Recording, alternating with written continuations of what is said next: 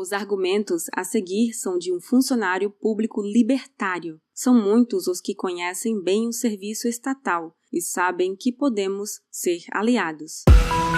Este é a Visão Libertária, sua fonte de informações descentralizadas e distribuídas. A validade ética de libertários trabalharem para governos estatais já foi discutida em alguns vídeos e artigos que estão linkados na descrição. E antes que alguém fale que as fontes não são de autores libertários, saibam que rejeitar um argumento por quem o formula se chama falácia genética.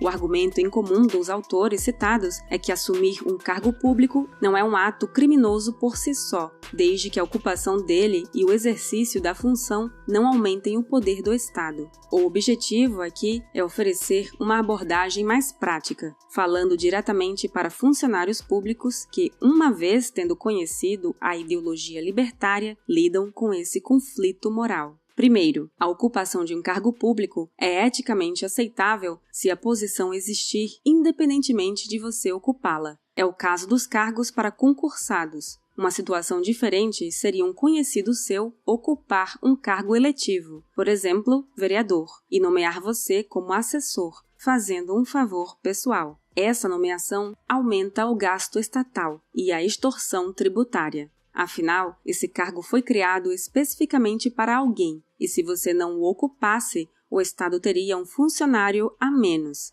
Já a escolha entre assumir ou se abster de um cargo estatutário, na maioria dos casos, é irrelevante para o tamanho da agressão econômica que o Estado pratica. Há quem argumente que trabalhar para o Estado é como ser capataz de um campo de concentração nazista, mesmo que o capataz em questão não cometa agressões e até mesmo facilite a fuga de alguns prisioneiros. Essa pessoa ainda colabora com os agressores. Rothbard respondeu a esse questionamento no artigo linkado. Depende da função exercida. Capataz de campo de concentração é uma função que implica agredir pessoas. Um capataz que colaborasse com a fuga dos prisioneiros estaria pondo a própria vida em risco, e poucas pessoas têm convicções éticas tão inabaláveis para chegar nesse ponto. Do mesmo modo, é arriscado para um libertário ocupar outras funções que impliquem uma agressão direta a pessoas, como a cobrança de impostos. Há quem diga que um auditor da Receita Federal é o melhor cargo possível para um libertário, porque ele pode sabotar o sistema pelo cerne. Mas mesmo que um suposto libertário trabalhando na Receita Federal pudesse fazer vista grossa para sonegadores, dificilmente ele faria algo que pusesse seu emprego em risco. Então, para evitar esses conflitos morais, é melhor evitar as funções diretamente ligadas ao roubo estatal, como a de cobrador de impostos, ou ligadas à intervenção nas atividades econômicas e privadas dos indivíduos, como fiscal de comércio ambulante, popularmente conhecido como RAPA. A pergunta crucial é: essa profissão existe na iniciativa privada? Se existe exclusivamente em função do Estado, é melhor para sua consciência se abster de exercê-la. Há um outro filtro a usar. Aplicador de enquetes ou pesquisador é uma profissão que existe na iniciativa privada, mas a participação dos sujeitos em pesquisas feitas por empresas privadas é voluntária, diferentemente do que ocorre nas pesquisas do IBGE, que se vale de uma lei para obrigar os pesquisados a responderem. Participar de pesquisas toma o tempo das pessoas e é uma invasão de privacidade. Então, as pesquisas do IBGE, se forem de participação obrigatória, podem ser consideradas uma agressão, além de causar algum tipo de prejuízo, nem que seja de tempo. Então, esses são os 3 filtros. Se o seu cargo continuaria existindo sem você, se ele não está diretamente ligado à agressão estatal e se ele não coage alguém a fazer algo. Por incrível que pareça, político é uma profissão que passa nesses filtros. Alguém poderia argumentar que políticos, especialmente os do poder legislativo, instituem leis que coagem as pessoas. Mas além deles não serem obrigados a votar a favor da coerção sob risco de perderem o cargo, eles ainda podem votar contra ela.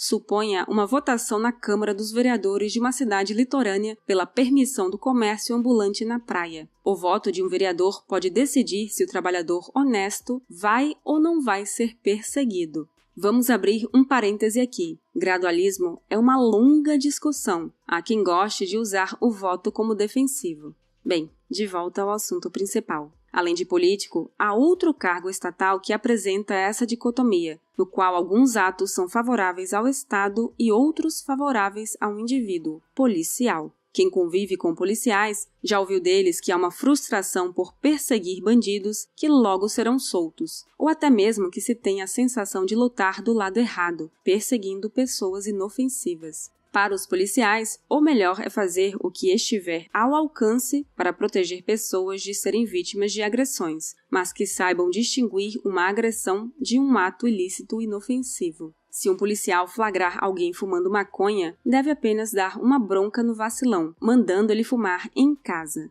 Se tiver chance, que também se abstenha de prender vapores e aviões do tráfico, se eles não estiverem fazendo nada além de vender drogas, pois muitas vezes essas pessoas são reféns do domínio dos traficantes nas favelas, os quais permitem poucas atividades econômicas além das que eles mesmos exercem. Para outros funcionários públicos, se atendem diretamente usuários dos serviços estatais, façam o melhor, e se puderem, façam mais que a obrigação. Se você é um médico e o edital do seu cargo manda você atender 30 pessoas por dia, atenda 35. Se você é recepcionista e algum usuário pedir uma informação, procure essa informação em vez de responder que simplesmente não é da sua atribuição. Lembre-se, os usuários desses serviços foram roubados e merecem compensação por isso. Por fim, a quem estiver lidando com esse conflito moral, o autor do texto deste vídeo diz por experiência própria: pedir exoneração do seu emprego estatal sem nenhum planejamento não vai colaborar para um mundo melhor.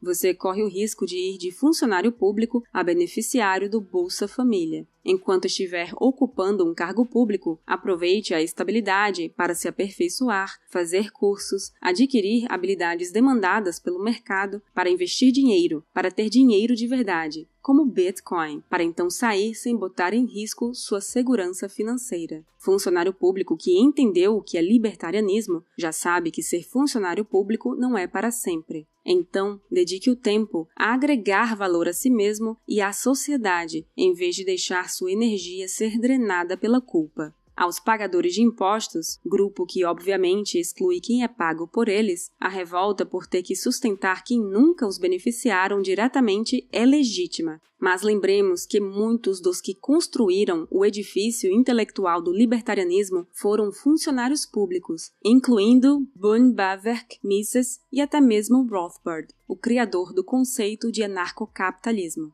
Ha! Você sabia dessa? Se o professor Fábio Barbieri não tivesse prestado concurso para dar aula de economia na USP e falar de escola austríaca para os alunos, poderia haver um keynesiano no lugar dele. Guardadas as devidas proporções, algumas pessoas podem receber dinheiro do Estado e se dedicar a combatê-lo. Talvez a hostilidade a funcionários públicos seja um desperdício de aliados.